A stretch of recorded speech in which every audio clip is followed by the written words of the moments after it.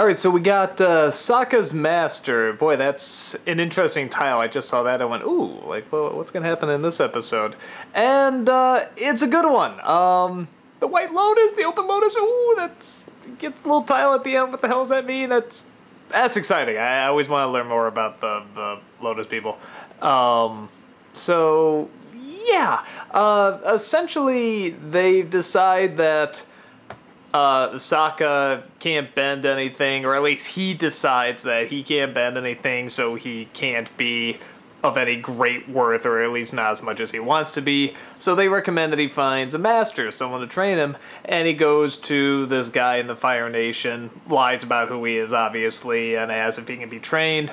And the guy says he almost never takes any students, they have to be someone special, and he's told to build himself up, and Sokka actually says, I don't think I can build myself up, I'll be very honest, I don't think I'm very good. I just really want to try. And of course, the master really likes that and decides to train him.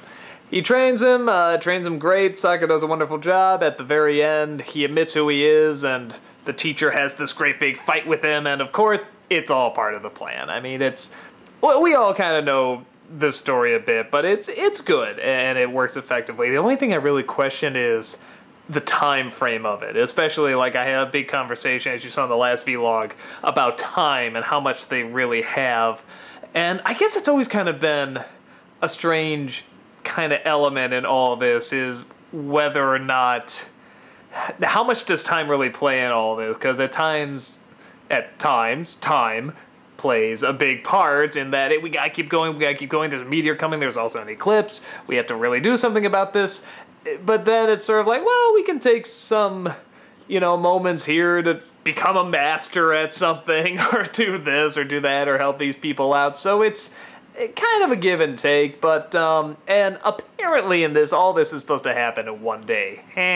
I don't know about that. I mean, you could just sort of say that's sort of the, family-friendly element of it, sort of the kid show element of it, that you can get away with it a little bit more. I don't think anyone in reality would think, oh yeah, you can learn all this in one day. That's very unlikely.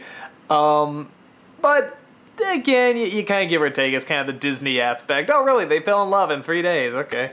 The other cool thing about it is that we get more of Uncle Iroh here, and I like how the saddest image I saw at first was when the guard came in, and he's there, he's like drooling, he's just got this mad look on his face, and I was just like, oh no, that can't be, they couldn't have broken him like that. And then he starts doing the sit-ups and the push-ups, and every single time the guard comes in, he acts like he's a pig on the ground, and he's been broken, and he's pathetic. As soon as he leaves, he like rips open the robe and a pillow falls off and he's like fucking built. It's both the most awesome and hilarious moment. Still kind of makes me laugh thinking about it. But it's cool. And again, I like reinforcing that, sort of fooling your enemy and not having so much pride that you have to stand up to him and, be strong all the time. It's in that illusion and that, being sort of deceitful and mischievous and stuff that he's always kind of been a big part of. Again, he's using it very much to his advantage, even in a place just like that cell. So I thought that was really cool. The other thing I take a little bit of issue with is that they're saying, what is Sokka good at? Oh, I don't know. And it's like when he leaves, they're like, oh, there's no one to keep us on schedule or tell jokes. First of all, I think someone can keep him on schedule. I mean, I think, at the very least, Katara could probably do that. And the joke thing, I mean, granted, people need levity, they need humor. I know this very well. But, I mean, it's like he's gone for a day and they're just like, oh, we just don't know what to do. We don't know how to do this. Or whether it's a day or a couple days, whatever it is, they make it look like a day. But even if it's just a few days, it's like, okay, they're pushing it a little bit, but you kind of accept it. But what I always thought was kind of weird was that, even he was kind of advertising, I'm the idea guy, I'm the guy that thinks outside the box. And he seemed very comfortable with it. It seemed strange that he would come around to feeling not very helpful when he seemed to already find his groove before. But I like the idea of him finding a master, and I like the idea that the steel for his sword is gotten from the meteorite. I thought that was a very cool idea. I'm sort of wondering if that's going to play a part in any other way, because why specifically... I don't know, it's just interesting. You have that sort of hit the earth, and they make a sword out of it. How is that going to come back? That seems like something that would come back. I'm curious if it does, because like everything else in this show seems to.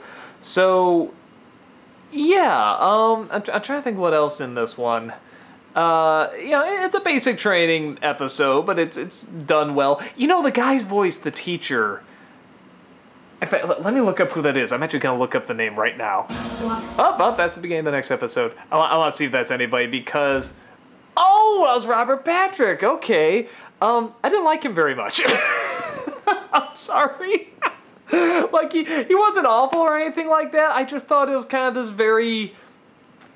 It sounded like someone who was doing a voice. And... for a cast that is so good at not sounding like that, it was a touch distracting. And that's not to say he was bad. I mean, like I said, I sort of oversold that a little bit. I mean, he's not bad, but I think of someone, I think of Mako, and I think of Dante Bosco, and the people who do the voices of the kids and stuff, and they just sound very, very natural. Especially for a family show like this, and it's animated, and it's very difficult to do, and they just got that so well, and I thought his just something about the way he talks, it was very much Kimosabi, I must show you the way of the wind, and I don't know, it didn't quite sound right, but it wasn't bad. I still liked the character. I mean, it wasn't like, oh, he ruined what was a great character. No, it still came across what he was about, and how kind of quirky he could be, and eccentric, but also how very calm, very focused, and, an overall good teacher. And obviously, I mean, all the twists at the end you kind of know are coming, that he would know he'd be up against the Avatar when he's fighting Sokka. He's fighting him to really test him and so forth. So, yeah, I mean, it works. I mean, I'm not saying, like, it destroyed anything. I'm saying just... if anything, just compared to the rest of the actors, his didn't quite have the, wasn't quite on the same level as everyone else. But again, this guy is best known for playing, an emotionless robot, so there you go. He wasn't quite an emotionless robot, but just didn't grab me as much as, say, a lot of the other actors did.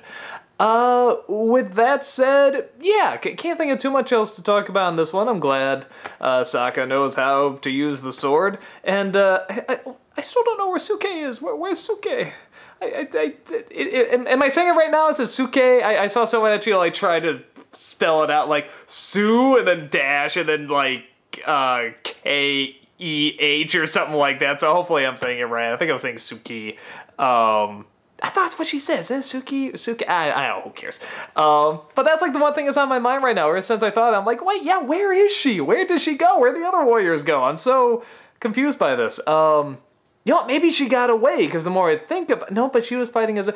Okay, wow, I'm really overthinking this. Bottom line, good episode. Not a great one, but it's nice to see Sokka certainly get more developed. And, again, I want to know where that Lotus thing is heading towards. I want to know what they're going to do with that. So, yeah, that's about it, and I'll see you next episode.